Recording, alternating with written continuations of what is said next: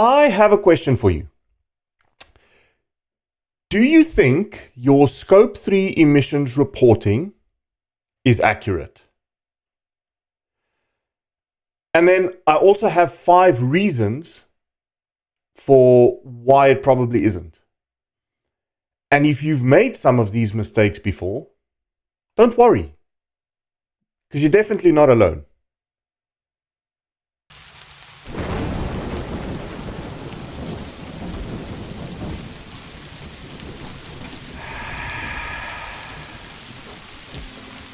Scope 3 is a beast.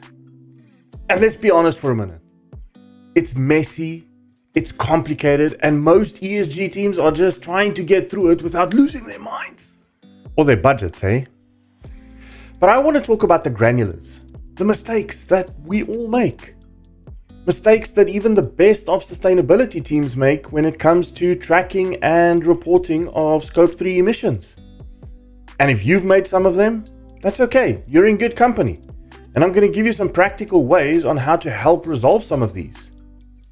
And the best part is, you don't need a PhD in carbon accounting. Let's talk about probably one of the biggest mistakes that sustainability teams make when it comes to tracking and reporting on Scope 3 emissions.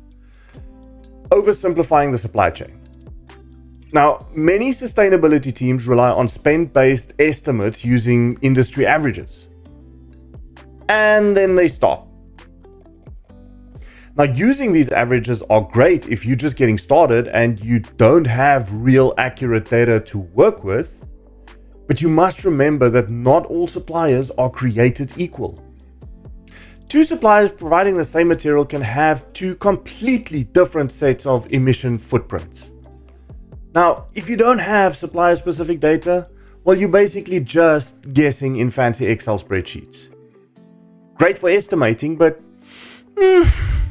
not so great for when you want to drive your sustainability efforts forward. And let me be clear, 100% accurate supplier data should not be your barrier to start, especially when it comes to Scope 3. You can use estimates to get you started on your ESG journey right now. And you should, because that's a good thing. But eventually, you're going to want to trade those averages in for the real deal. Box dinners make you full, sure. But real homemade mac and cheese? Now that hits the spot, man.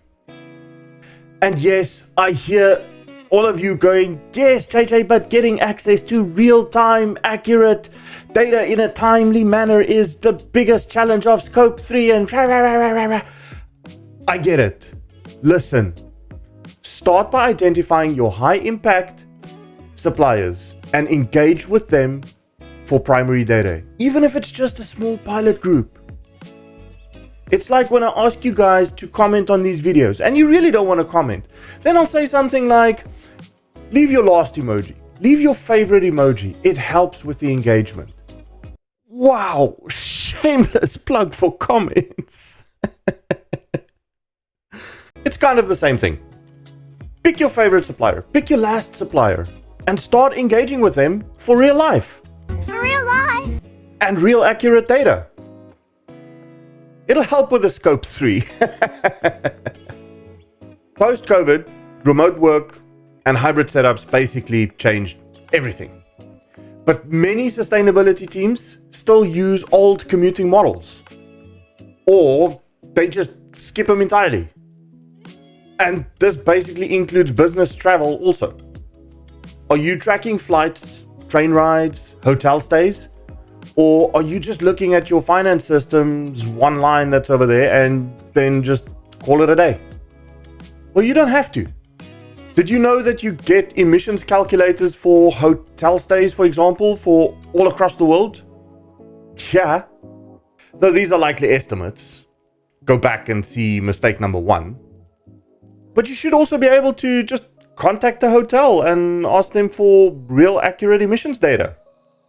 The point being, these categories are low-hanging fruit for improvement, and your stakeholders will notice. Sustainability teams often try to wrangle Scope 3 reporting themselves, without finance, procurement, IT, your data is going to be patchy at best, and you will be feeling yourself through the dark. This is absolutely a team effort, no doubt.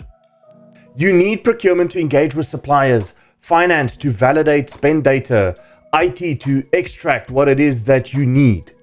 Quite frankly, there's quite a few reasons why you need to engage with IT, and in reality, there are probably a lot more departments that you need to engage with throughout your organization also. If you're not building these bridges, your scope 3 is probably going to be more of a best guess rather than a reliable data set. So make sure that you engage with all of these departments and include them in your sustainability strategies right from the beginning. Not only are you going to get what you need, but it'll put you on the front foot when it comes to business stakeholder support and buy-in. We just spoke about why sustainability teams are not getting buy-in for their sustainability initiatives just the other day. This is one of the reasons. Let me say this loud and clear. Scope 3 reporting is not the end of the line. As sustainability teams, we sometimes spend so much time on our Scope 3 reporting, and then if your emissions report looks good on paper, but it doesn't drive decision making, you're missing the point.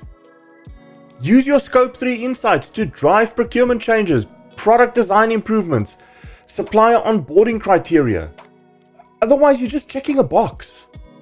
You can use this report to drive change within your organization, like making it a standard onboarding requirement for suppliers to disclose greenhouse gas emissions annually, to participate in CDP supply chain or other reporting platforms, or to collaborate with your organization on emissions reduction initiatives.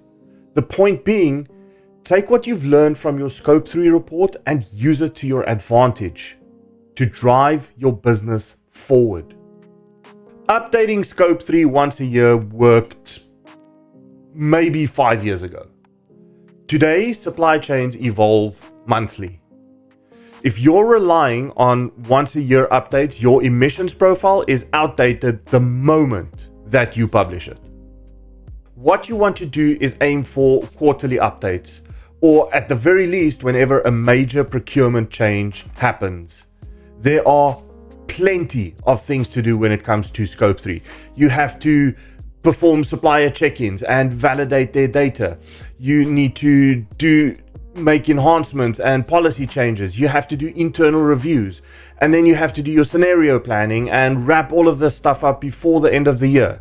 If you can figure out how you are going to distribute all of those things throughout the year, then you will continuously have a more agile and real world view. So the key message here today is that don't aim for perfection, aim for progress. That's what it's about. All of these mistakes are fixable, and if you're already thinking about 1 or 2 changes that you can make, well, that's a win. Give yourself a self 5. If you or your sustainability team needs help with making Scope 3 work for your business, or if you just need some more advice or guidance, click on the link in the description and I can happily connect you with the right experts to help take your ESG program and its supporting processes to the next level. Drop a comment and let me know what your biggest Scope 3 challenge is right now. Or you can just leave your favorite emoji. Leave your last emoji. It really helps with the engagement. I told you I said that. If you like this video, please give it a thumbs up and consider subscribing. You can also check us out on LinkedIn at Green Quarter ESG and join our community over there where we share more valuable information. We love having more community members such as yourself. Anyway, keep chipping away at that Scope 3 sculpture of yours. I'll see you in the next one. Stay green, stay clean.